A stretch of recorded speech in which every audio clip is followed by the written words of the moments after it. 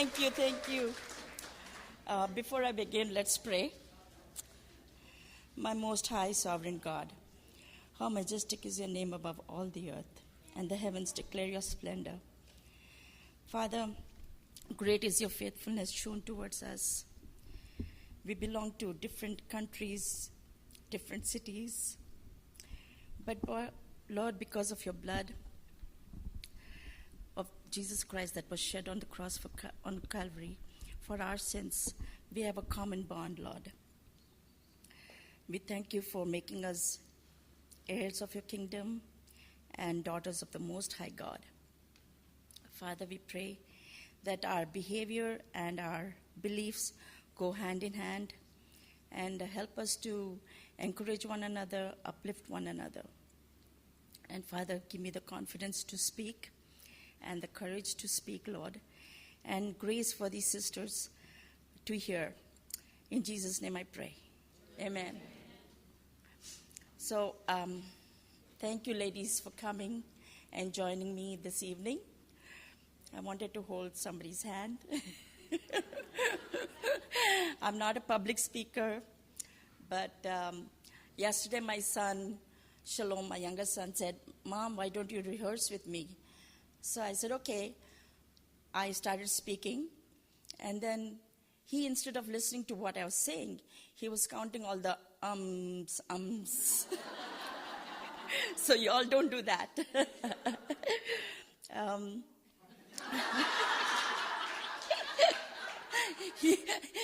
He might have lost track of the ums I had.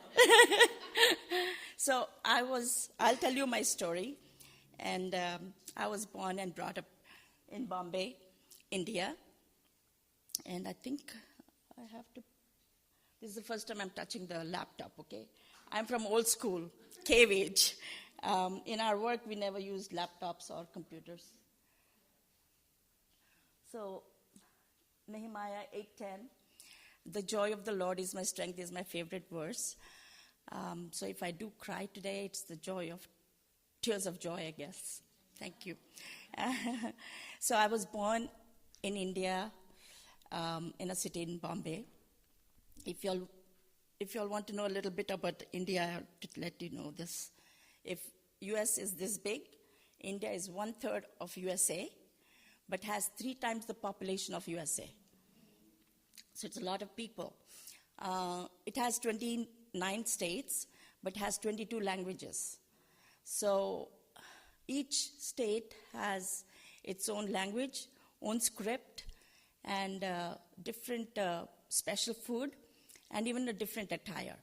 So imagine going from California to Nevada, you're speaking another language. So, but there's a common official language of Hindi and English, which gets along in the whole country. And it's also a land of many gods. Hindus have 33 million gods, and out of which 29 are prominent. And it's a very religious country without a relationship with the real God, I guess. But every house has a little temple, little idols where they worship every day. So they're very religious. And there's also a big gap between rich and poor. And let me see. Out of the 1.4 billion population, 80% of them are Hindus. That means it's 1.1 billion almost. And 14% are Muslims, which account to 200 million. And only 2.5% are Christians. That's only 35 million. So we are minuscule compared to the billion people who are Hindus. So that's just a comparison about that. And my father was an electrical engineer and contractor, so he went to different cities for his work. My mom was in Bombay with her 7 kids, and she raised us up in Bombay, and we grew up with servants. I'm the maid here, but we grew up with servants, and one of my servants had 2 sons, one older, one younger, And the younger one was always at my beck and call. But my mom made sure that she had a family prayer every night. And she allowed these Hindu families who worked for us to sit with us for prayer too. So we prayed, we sang hymns, choruses, and read the Bible. And there's that little fellow who would, when I would come from school, I would just lie down on bed and he would take out my shoes, my socks, turn on the fan, give me something to drink, and make me any number of cups of tea during the day when I was studying. So,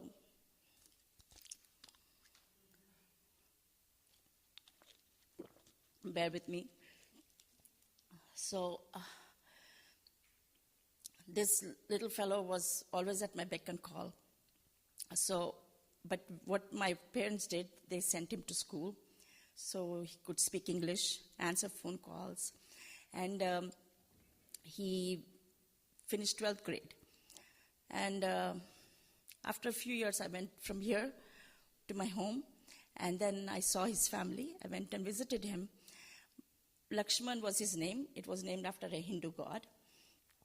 And he was tutoring elementary school kids in English, which was unheard of, my servant's family doing that. And so when I went to his house, he said, Ashama, I cannot get up now because I'm teaching. So I said, it's okay. So I made the tea for him and he gave him, and it made me cry so much because God, the Bible verse comes to my mind, now to him who is able to do exceedingly abundantly more than we can ask or imagine. And all of us might have experienced God's love through this verse. And I told Lakshman, who changed his name to Louis, and he reads the King James Version of the Bible. And if you believe it or not, his daughter is doing PhD in Nebraska. It's unheard of that a servant's family comes here and, all the children are in U.S. studying or working. And that's because my mom made sure that they were included in the prayer, and all of them, the whole clan, converted to Christianity. They came to know the Lord. As I was growing up, I told you I won't cry, but as I was growing up, I was surrounded with Hindu friends, Muslim friends, and Catholic friends. And I thought I'll join Mother Teresa's group organization. I will not get married, and I will serve the poor. And because I was a kind person from childhood, and my personality was formed as a child. And then, but most of the Indian parents, they want their children to be doctors, engineers, or nowadays IT. And I had no chance to go to medical school because my grades were not that high. 97% the people who got 97% were on waiting list. So I was not smart enough. But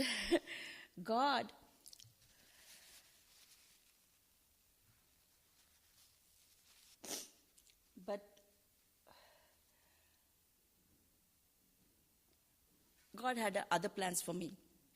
I finished my degree in microbiology and chemistry, and I thought I will do some medical technology or something in India. But in Jeremiah 29:11 says, "For I know the plans I have for you, declares the Lord, plans to prosper you and not to harm you, plans to give you hope and future."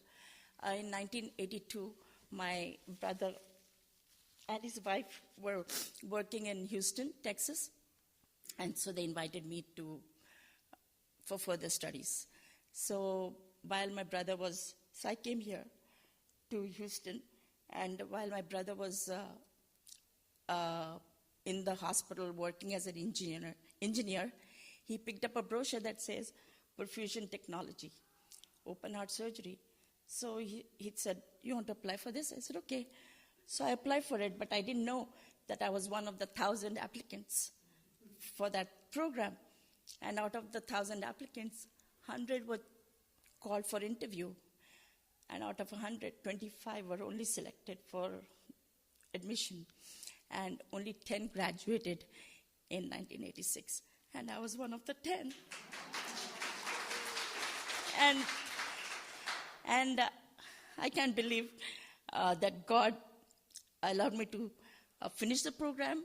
It was a boot camp, but it was only with God's help that I was able to do.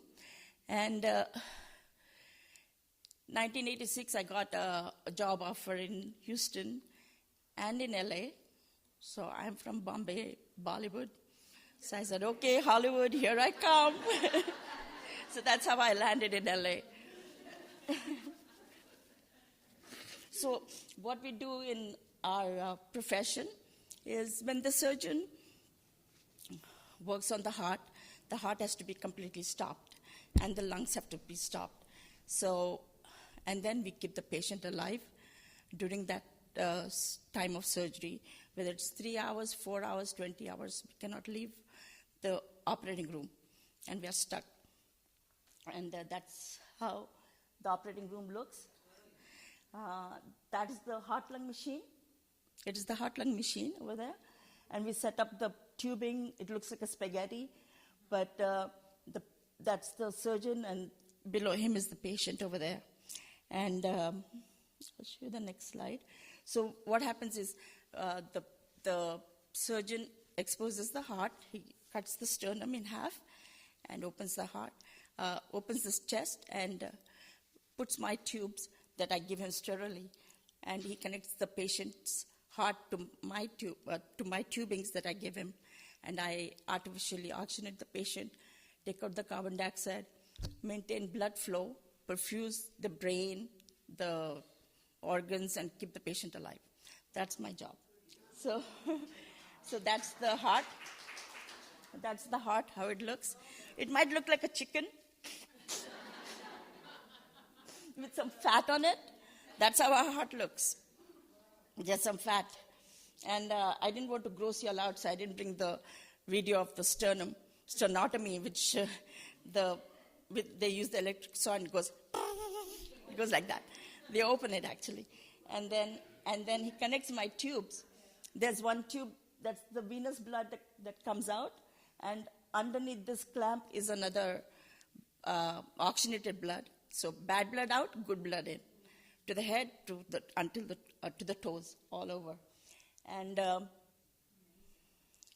my next slide, that's the blood now in the tubes that come from the patient to my system. And the middle pump is the one that I give high potassium. I arrest the heart. And with this one, I oxygenate the patient. And my flows over there are like 5.5 liters a minute. So we just hope that the patient wakes up after the surgery. So, yeah, like while the surgeons play God, I make sure that Jesus is next to me. He's the pilot, I'm the co-pilot. And every case is different, complicated. And it's only by God's grace that I've had 36 years of experience in this field. And after this, that's a close-up of the system. It looks calm here, but in the operating room also it looks just like that, with music playing, whatever the surgeons like. They put their music. Sometimes we put our music. But we don't have time to take really pictures, but I took a few. And then they close the heart with wires, and the wires stay in the chest forever. And then we close up the skin, and it's a happy heart.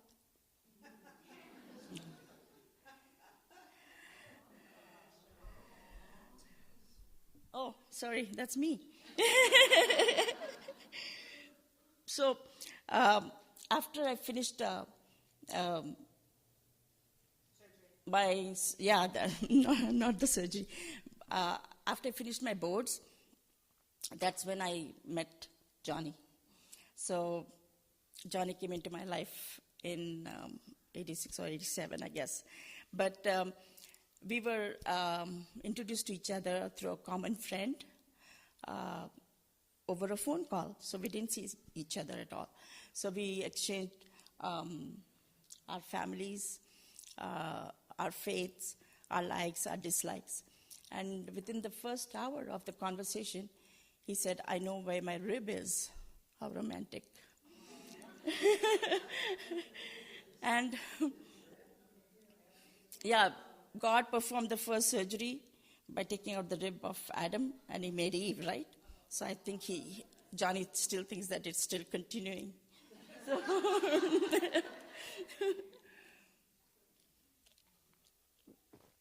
that's my family up here. And you recognize me? That's the girl over there in the chair. That's Johnny's family. And then,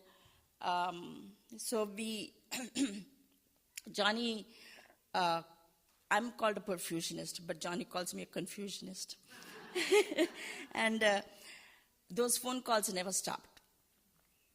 We had conversations for a long time, but I told him, "Hold your horses. I need at least 6 months before I can answer yes or no, whatever." And that was the toughest time of his life, waiting for that answer. Because he was my first boyfriend, and for him also, I was his girlfriend, you can call, even though he was in Dallas and I was here all this time. So we met each other, we saw each other 3 times before we got married in Dallas, and then he came here. Yeah, we didn't see each other more than that. Yeah, so it was a little hard for him, but I was okay. I said, I better make sure if I get married, I need the right person. And if you need a family, if you need a family and be a good perfusionist, you need a good husband. Somebody who trusts you. Because I have very odd hours of working, and nobody can depend on me for anything. So, Johnny actually sent me a card that I'm nuts over nuts. And we all have a hotline to Jesus. I prayed for 7 months, I think, for a soulmate, and he prayed for 7 years. So that's why he got me. We all have a hotline to Jesus, but sometimes we are the ones that put him on hold. And our first year of marriage was a little tough because he didn't know that I was running to work, because he thought I was making overtime, making money, so I'm going to work. But I was on call time, I was on call, I was on overtime, but no pay. I was on salary. So we worked like the surgeons, but didn't make the surgeons money. So, first year was like, I would come from work, and he would say, "Did you eat?" I said, "No, even my surgeon didn't eat." And he would say, "I don't care for the surgeon, I care for you." And I would start crying every time. And then there were days when he would force me to eat because I was skinny. And now he has to tell me to stop eating. So he would force me to eat, and I would cry for that also at the dinner table. And then one day I came at 2 a.m. in the morning, tucked in bed, and he said, "I hope you don't have to go to work tomorrow." In the morning, I said, "No, I have to wake up at 5 again." He said, "Why did you bother coming?" I cried again. So it was like cry all the time first year. And then, but he trusts me more than I trust myself. Can you imagine coming in the middle of the night from work and you say, "With whom, are you playing around or something?" And that would be terrible. So one day I came early and he cooked food and he said, "Come, let's eat." I said, "I already ate," because I would forget that I have a husband. I have to go back home to eat with him. And his color drained. He went pale. Can you imagine? People who know Johnny, might know what he might look like when he's pale. And there, did I have my marriage photo? Oh, there it is. Yeah.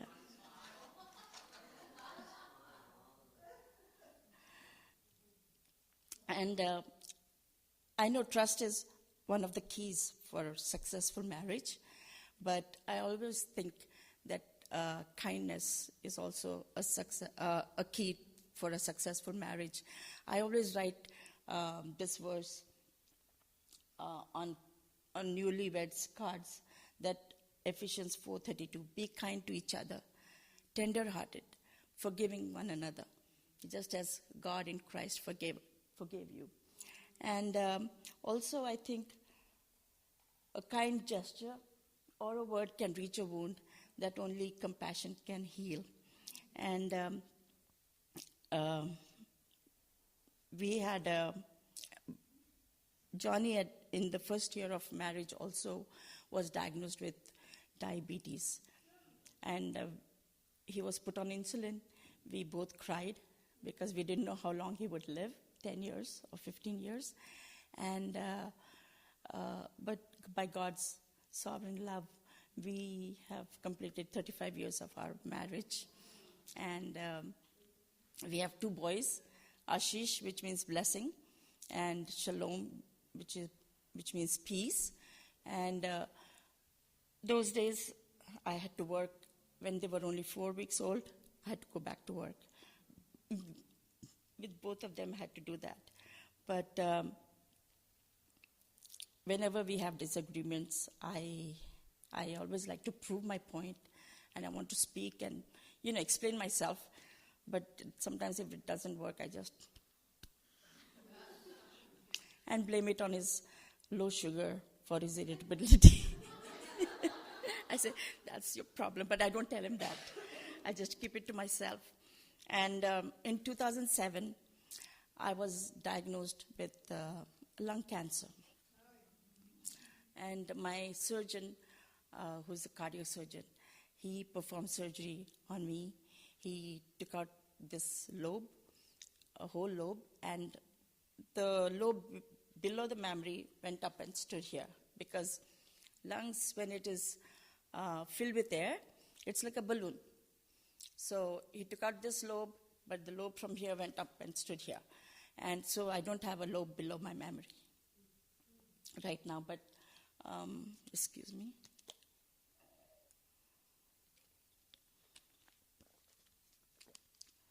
But I got a royal treatment at St. Joe's because I worked there. And there were surgeons visiting me, doctors visiting me every day, and friends bringing flowers and all. But on the 3rd day, something went awry, and both my lungs were whited out. Lungs on chest x-ray should look black when they're filled with air, but mine looked white because it was filled with pneumonia, pus, we do not know what. But instead of being there in the ICU for 3 to 5 days, I was there for 21 days. Those days I could not breathe. I was hearing my own, I was drowning in my own lungs. And I had this, that kind of high-pitched breath sounds. And people could hear it in the hallway. And people who have asthma might know what it is not to breathe. And I wanted to jump out of the window.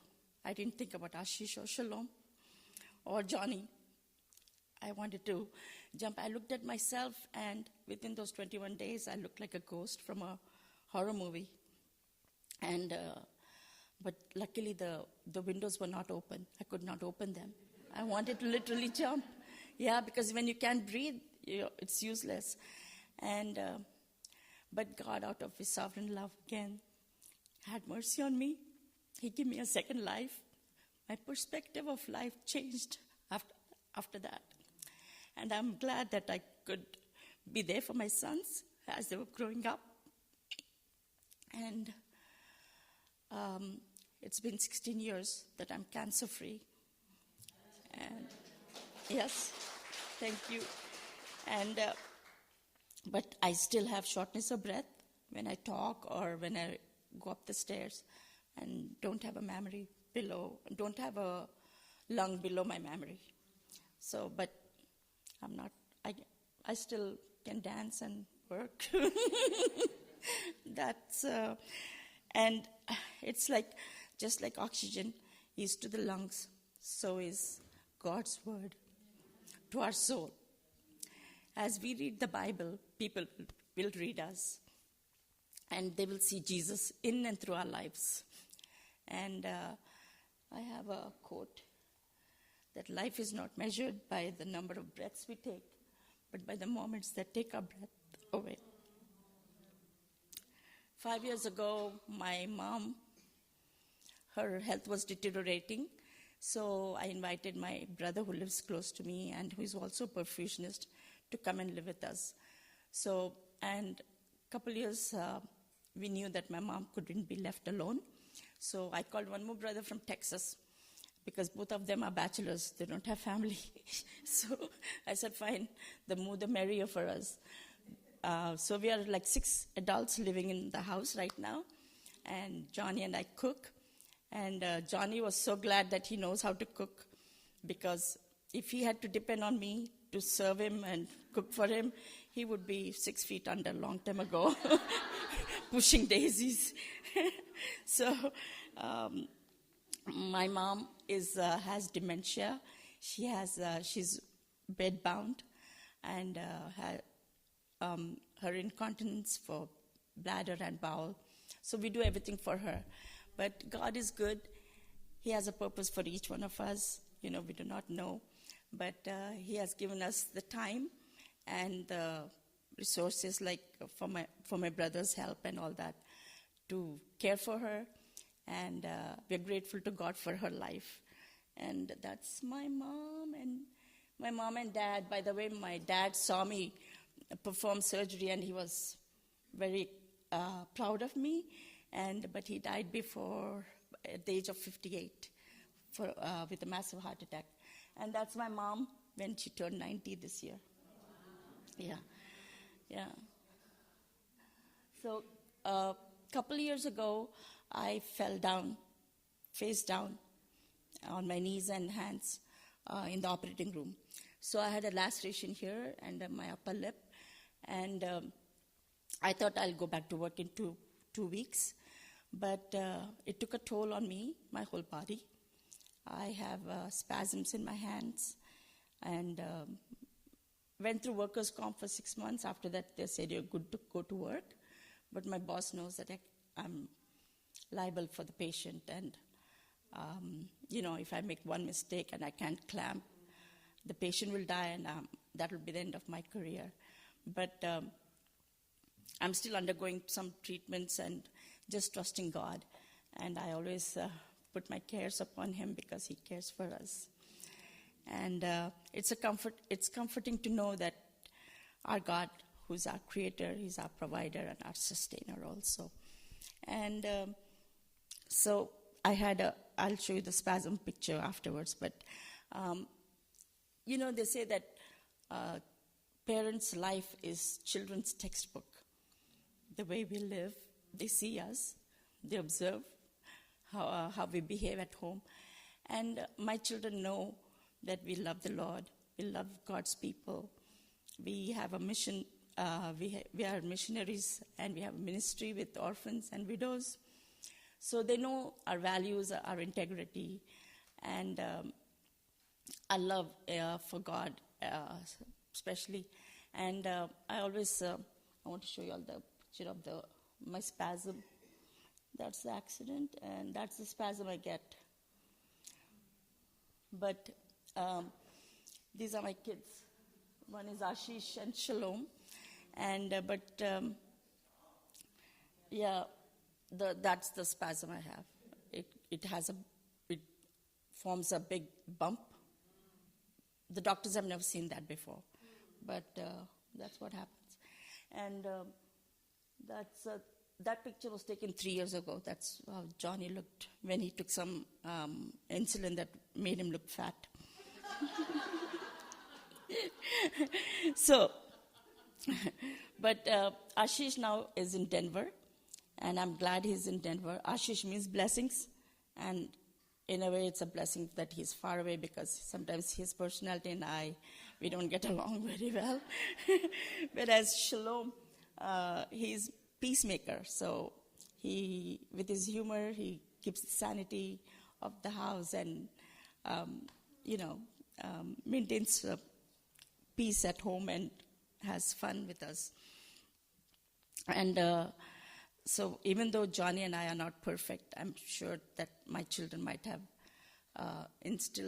we have instilled some values in our children.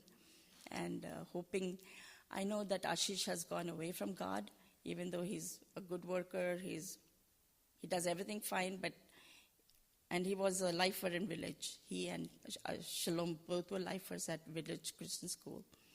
And when Johnny used to work and take them to school, bring them back, and do the breakfast, everything. And but now, please pray for Ashish that he'll come back to the fold. And when one of our kids go astray, we wonder where we have gone wrong. And but we teach the orphan kids in India all about Jesus, and they have come to know Christ. They don't know anything different.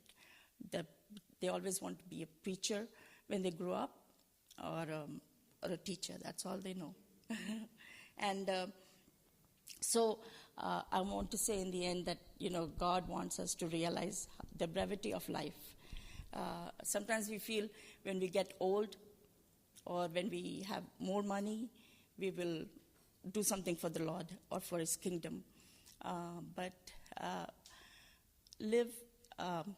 would say, live every day that counts towards God's kingdom. Not counting your days, but making your days count. And in the end, I would say, in Psalms 90:12, teach us to number our days that we may gain a heart of wisdom. Sometimes we have to make choices. Life gives a lot of choices, but choose prayerfully and make wise decisions. And always ask yourself, what did I do for the Lord today, not tomorrow or in the future? And did I impact anybody's life? If not many, at least one person's life. We all should have some impact on them. And finally, if God didn't have a purpose for us, we wouldn't be here. So live intentionally, align your plans with His, and love generously, care deeply, and finally speak kindly. Thank you, ladies.